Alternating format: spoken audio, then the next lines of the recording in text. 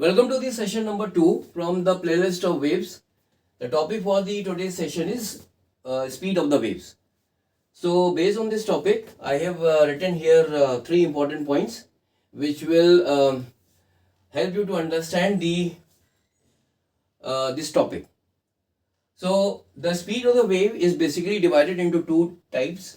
The first one is the speed of the transverse wave and the speed of the longitudinal wave. So in the previous session, we have already seen that waves are of 2 types, that is the transverse wave and the longitudinal wave. And we have also discussed about these 2 types of waves in the previous session in brief. So first of all, here we will be discussing about the speed of the transverse wave. And in this point, I have written down 2 important formulas which will give you the speed of the transverse wave in the case of solids and in the case of stretched string. So in the case of the solids, the speed of the transverse wave is equal to under root of modulus of rigidity divided by d, where d is the density of the medium. This formula is applicable for solids. In the case of a stretched string, the speed of the transverse wave is equal to under root T by m, where T is the tension in the string and small m is the mass per unit length. And this is also equal to under root capital M into G divided by pi r square d, where m is the mass which is suspended from the string, G is the acceleration due to gravity, r is the radius of that string, and d is the density of the material of the string. So these 3 formulas are very important from the point of view of solving the questions pertaining to the topic of speed of the waves. Now let's come to the speed of the longitudinal wave.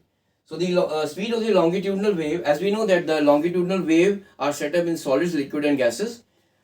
In the case of the transverse wave, or you can say the transverse wave are set up in the solids and on the surface of the liquid. They are not set up in the gases. So since the longitudinal waves are set up in solids, liquid and gases, so there are 3 formulas here.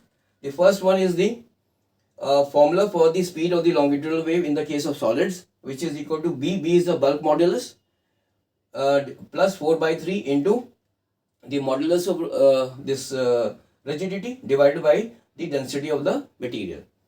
And this is also equal to under root this y upon rho, where y is the Young's modulus of that material and rho is the density of that material.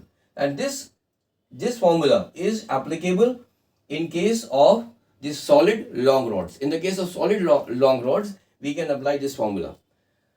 So in the case of liquids, the speed of the longitudinal wave is equal to B upon rho, where B is the bulk modulus and rho is the density.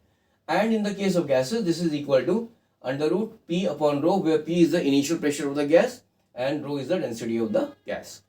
So these are some of the important formulas which we will be utilizing in the forthcoming sessions while solving the questions pertaining to the speed of the waves. So in the next session, I will be now discussing about the factors which affect the speed of the sound,